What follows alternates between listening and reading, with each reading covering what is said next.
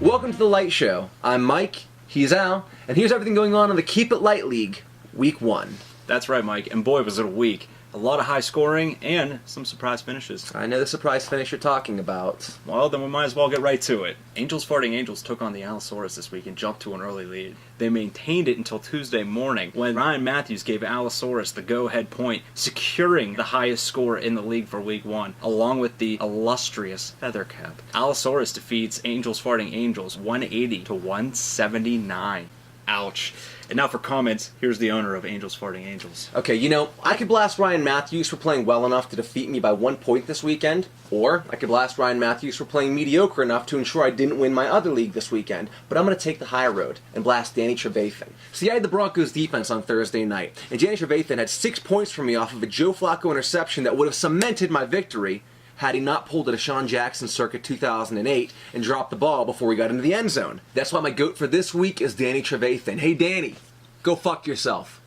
But if he gets that touchdown there, I don't think Peyton throws that touchdown pass to Demaryius Thomas, to be honest. Yeah, maybe. Okay, our next matchup, the Accidental Rapist and Caught Red Hernandez, which produced our first goose egg of the season, with New England's Zach Sudfeld playing the role of Cheshire Cat and simply disappearing. Despite Caught Red Hernandez holding a lead for most of the weekend, the Accidental Rapist rallied with some late-game scoring from RG3 and Alfred Morris. Accidental Rapist owner Kirsten Repko had this to say: "Well, it turned out to be a closer matchup than expected. I'd like to thank these players for coming through in the end and not being total losers."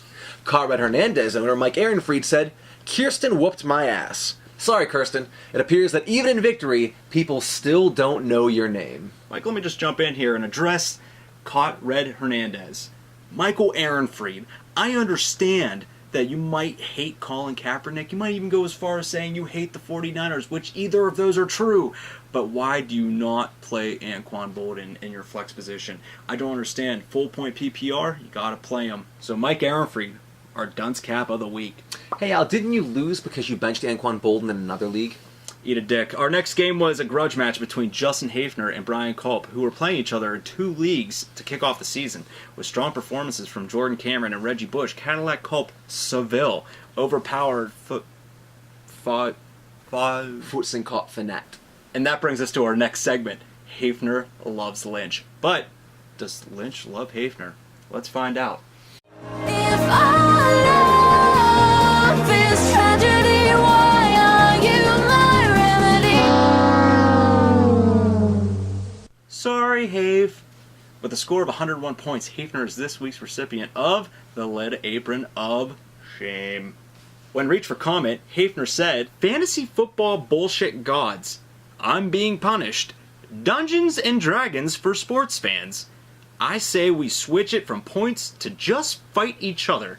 Culp wouldn't respond to our request for comment, but I would like to note that he goes by the name Cadillac Culp DeVille in every other fantasy league he's in, except this one. In the Keep It Light League, he's known as Cadillac Culp Seville. For good reason.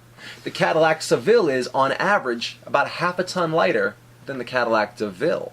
So, way to keep it light, Culp. Our next matchup, Trayvon Martin versus I Fly Lighter Than O2. This one was a dead heat, with Matthew Stafford and Drew Brees both putting up 20 points. In the end, it was LaShawn McCoy's Monday night performance that put O2 ahead of Trayvon for a final score of 112 to 110.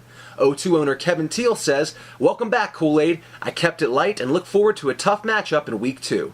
Josh Andrew could not be reached for comment. In fact, I haven't spoken to that guy in months. Is he really in the league, Al? I haven't seen him. If anyone has any information regarding the whereabouts of Josh Andrew, please contact us on the Keep It Light message boards immediately. It's Josh Watch 2013.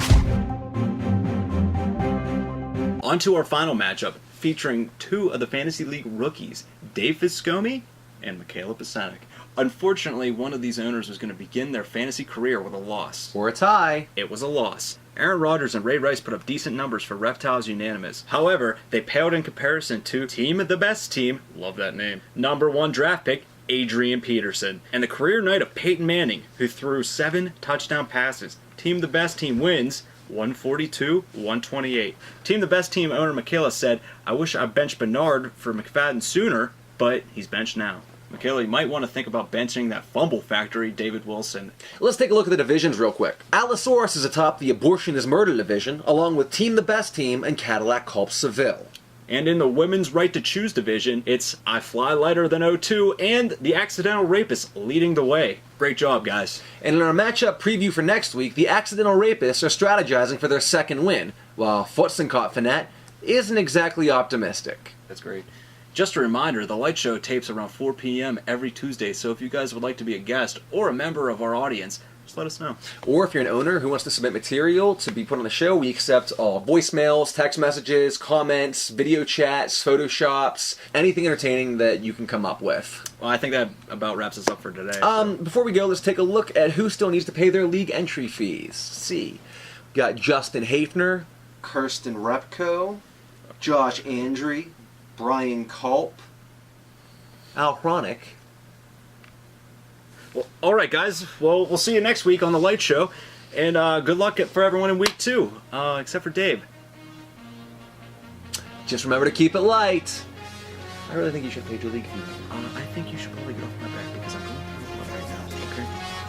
It's $10. Wow, $10? You know what that is in other countries? It's $10 American. Yeah, but you know how hard it would be in other countries to actually get it changed over to American bills?